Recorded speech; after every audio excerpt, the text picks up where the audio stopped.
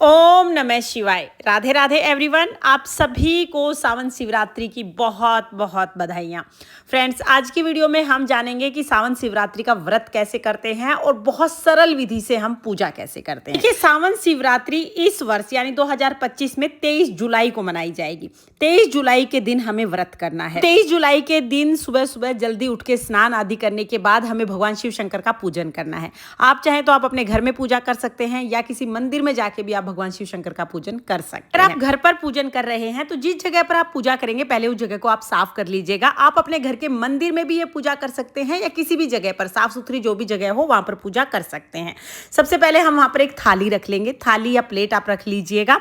उसमें हम बेलपत्र रखेंगे और देखिए, बेलपत्र को इस तरह रखना है कि जलहरी और बेलपत्र की जो डंडी है वो एक साथ आएंगी। जब भी हम शिवलिंग को स्थापित करते हैं तो शिवलिंग की जलहरी हमेशा उत्तर दिशा की तरफ होती है, इस बात का ध्यान रखिएगा। शिवरात्रि के पूजन में शिवलिंग का पूजन ही महत्वपूर्ण होता है, तो शिवलिंग का पूजन आप जरूर कीजिएगा। मंदिर में जाके करें चाहे घर पे करें। शिवलिंग नहीं है तो आप मिट्टी से भी शिवलिंग बना सकते हैं।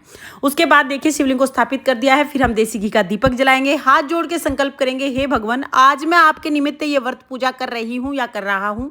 आप मेरी पूजा को स्वीकार करें, कोई गलती रह जाए तो क्षमा करें और मेरी मनोकामना को पूर्ण करें।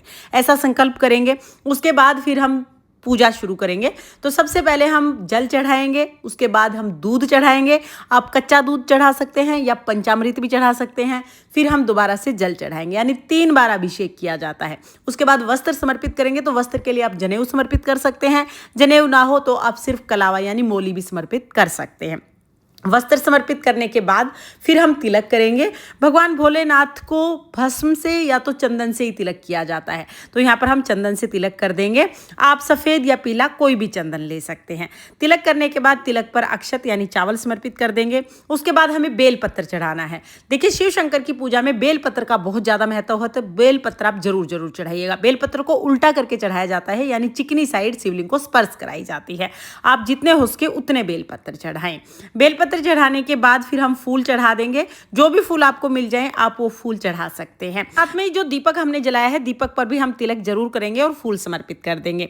अब भगवान शिव शंकर की जो भी प्रिय चीजें अवेलेबल हों, जैसे भांग, धतूरा, मदार, जो भी चीजें आपको मिल जाए वो आप चढ़ाएं। और कांटे वाला धतूरा ये आपको मिल जाए तो जरूर चढ़ाएं। वैसे ये सारी चीजें आपको शिवरात्रि के दिन बहुत आसानी से मंदिर के बाहर ही मिल जाएंगी। तो सारी भगवान शिव शंकर की प्रिय चीजें चढ़ा देंगे। उसके बाद हम भोग के लिए कोई भी फल चढ़ाएंगे और दक्षिणा चढ़ा देंगे। इसके बाद हमें पाठ करना होता है। आप कोई कथा सुन सकते हैं, आप कोई भी पाठ कर सकते हैं, शिव चालीसा पढ़ सकते हैं। कुछ भी ना कर पाए तो आप इस टाइम पर ओम नमः शिवाय का उच्चारण जरूर कर लें। 5, 7, 9, 11, 21, 51 जितने आपकी श्रद्धा हो उतनी बार आप जाप कर सकते हैं। इसके बाद फिर हम धूप दीप से बहुत ही प्रेम पूर्वक आरती करेंगे। तो पहले गणेश जी की आरती कर लेंगे और उसके बाद हम भगवान शिव शंकर की आरती करेंगे। देखिए, जब हम शिवलिंग का पूजन करते हैं ना तो समस्त शिव परिवार का पूजन हो जाता है। आप चाहें तो सुपारी से या मिट्टी से अलग से पूरा शिव परिवार बना सकते हैं या शिवलिंग में ही समस्त शिव परिवार का ध्यान करते हुए आप पूजन कर सकते हैं। इस तरह से शिवरात्रि के दिन सुबह सुबह बहुत सरल तरीके से हम पूजा कर लेंगे। अगर आप मंदिर में पूजा करके आते हैं तब भी हमें इसी विधि से पूजा करनी होती है। सुबह भगवान शिव शंकर का पूजन करने के बाद दिन में आप चाय पानी पी सकते हैं, जूस दूध वगैरह आप ले सकते हैं। देखिए, भगवान भोले शंकर बहुत भोले हैं। आप थोड़ा सा कष्ट करेंगे ना, थोड़ी सी पूजा, थोड़ा सा व्रत करेंगे, उसी से प्रसन्न हो जाते हैं। बहुत कठिन व्रत नहीं है, बहुत आसान व्रत है। दिन में आप चाय पानी पी सकते हैं। अगर आप भूखे ना रह पाए तो दिन में कोई फल भी आप खा सकते हैं।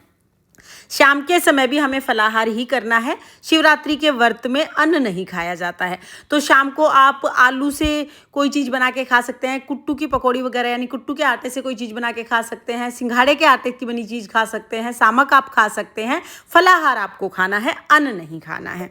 या आप कोई भी फल या दूध से बनी मिठाई भी खा सकते हैं। सुबह तो हमें भगवान शिव शंकर का पूजन करना ही है। हो सके तो शाम को भी आप शिवलिंग का अभिषेक जरूर करें और पूजन जरूर करें, क्योंकि भगवान शिव शंकर का पूजन शाम को प्रदोष काल में जब किया जाता है तो वो सबसे ज्यादा पुण्य फलदायी होता है। शाम को भी आप भगवान शिव शंकर का अभिषेक और पूजन जरूर कीजिएगा। मंदिर में चाहे तो मंदिर में करके आ सकते हैं, नहीं अपने घर पर भी कर सकते हैं।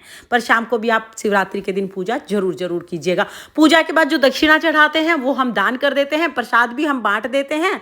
और जो भी आपने फूल पत्ते चढ़ाए हैं, ये सारे फूल पत्ते आप किसी गमले में रख दीजिएगा। पूजा के 3-4 घंटे बाद ही आप ये जो थाली में जो भी आपने फूल पत्ते चढ़ाए हैं, जो भी जल चढ़ाया है, उसको किसी भी गमले में, किसी भी पौधे में आप डाल सकते हैं। तुलसी के पौधे में नहीं डालना, बाकी किसी भी पौधे में आप डाल सकते हैं। वैसे शिवरात्रि का पूरा ही दिन बहुत शुभ होता है, आप किसी भी समय पूजा कर सकते हैं। तो फ्रेंड्स, ये थी शिवरात्रि पूजन की बहुत सरल पूजा विधि। आपको कैसी लगी कमेंट करके जरूर बताना। ओम नमः शिवाय। राधे राधे।